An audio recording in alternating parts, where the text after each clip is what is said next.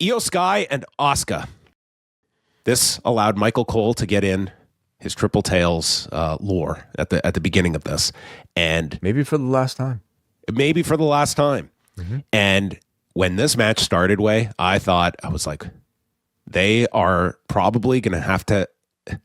They're going to have this great match, and it's going to be so overshadowed by this crowd because they were deafening with chants of "We want Kyrie," and I felt for these two women. I also did not disagree with the crowd using this as their protest for Kyrie Sane as well.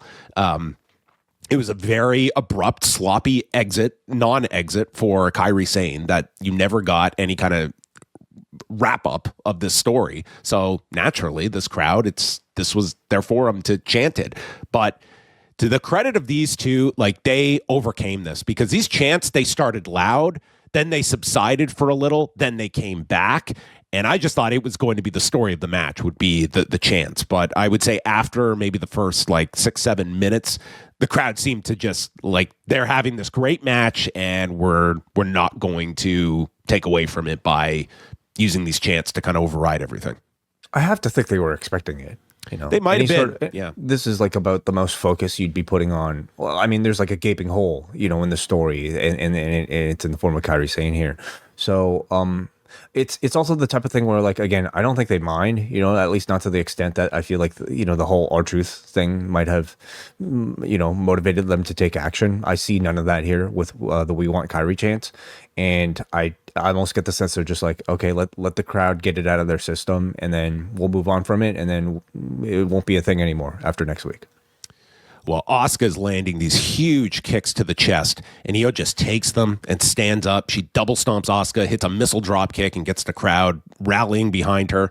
Sky escapes a Fujiwara armbar and lands a spinning wheel kick as both women go down.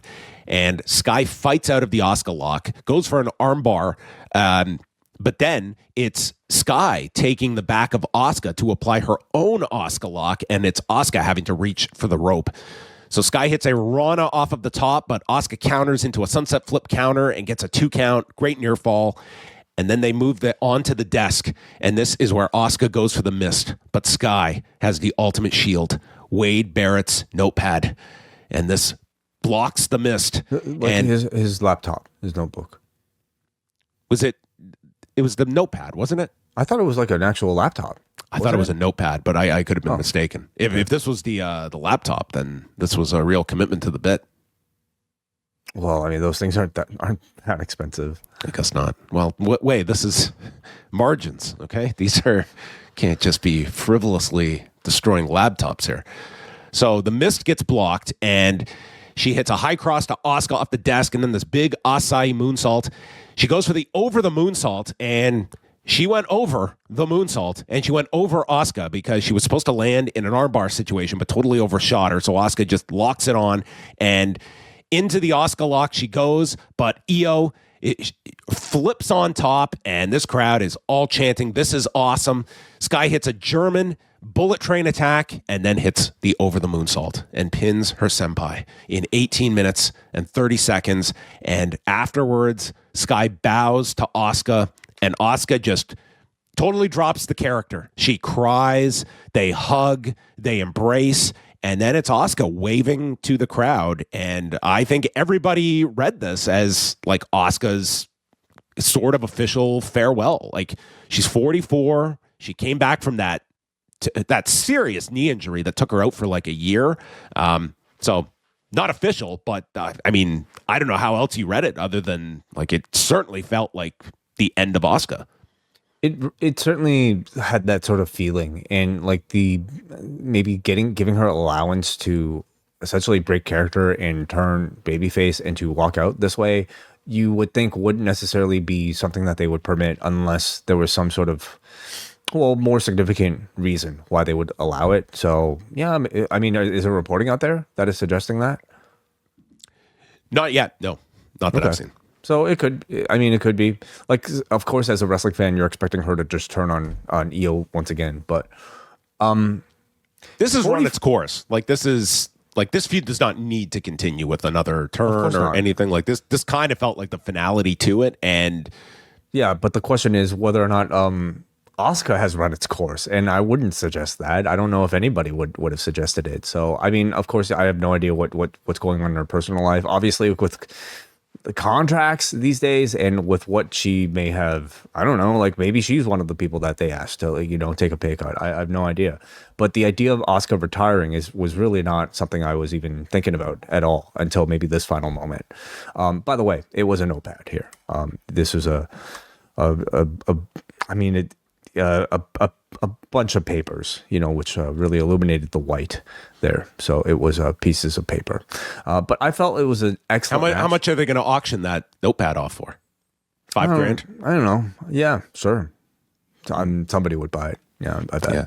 I thought it was an excellent match. I thought the match was great. I gave him a lot of credit because early on I thought like this was going to be a story of like the crowd almost overtaking this match, and it was there, but certainly was not the case. I thought this was a really great match, and I think if you are a fan of this program, I think it was done better the fact that they got Backlash instead of WrestleMania, because I think this would have gotten probably 6 minutes last month in the case of either night of WrestleMania. So you didn't get the big WrestleMania showcase, but I think you got a much better payoff at the end and the post match as well. You got to remember, you probably would not be doing this when you were doing like the Brock angle last month either, with something like this for WrestleMania. Perhaps, yeah. It was, other than the miss, there really were no other shenanigans here. It was a pretty straightforward match, relying really on just in-ring abilities, and of which, you can argue these two are the highest of, certainly in the women's roster. Some might argue in the men's roster as well. So as like this sort of like groundwork versus acrobatics sort of battle, I thought like Asuka's submission wrestling looked excellent in this match. Obviously, I can't help but think about like maybe the extra level of drama that they would have achieved if there was like a Kyrie element attached to all of this, which is the entire story that they've been building up for months now. But instead, you should be happy at least that we got this straightforward match that went a pretty, considerable length that you can point to as maybe a definitive version of what these two could do in the WWE ring. Question: what is next for Asuka and IYO? I think the program's done, and I think the question is if Asuka's done, because it certainly felt like that tonight. And I would like to see IYO get back on track into a program, whether it's on Raw or SmackDown. Well, I guess she's going to stay on Raw if you want Rhea on SmackDown. She needs to get back into the title picture. I think she's been separated from it from way too long. She is the best female performer on the roster. She's one of the best performers, period, on the roster. So, I think this whole period, it has taken her down several notches, that she should be one of the featured performers. Yeah, I think it maybe shows how reliant she has been she's been reliant on Rhea Ripley to like get TV time essentially. And it's not because IYO SKY isn't deserving of TV time, but it's because they need at least maybe one proficient English speaker to like carry a lot of these storylines. Now, of course, they've been incredibly successful just using IYO and Kairi and Asuka on their own, but they seem to have exhausted that. And now without even Asuka around, potentially, how are they going to find that chemistry with IYO SKY? They kind of have to rebuild it with her and somebody else. Maybe Stephanie. You have a care? Oh, I thought you meant McMahon. Yes, Stephanie McMahon can start managing IYO SKY. Maybe she can co-host the podcast with her. Somehow I imagine Stephanie approaching IYO SKY and trying to make small talk with her, being similar to Medusa talking to the ninja. God. Konnichiwa. If the Post Wrestling Cafe were to undergo a drug test in the month of May, we would be testing positive because we are overloaded with content.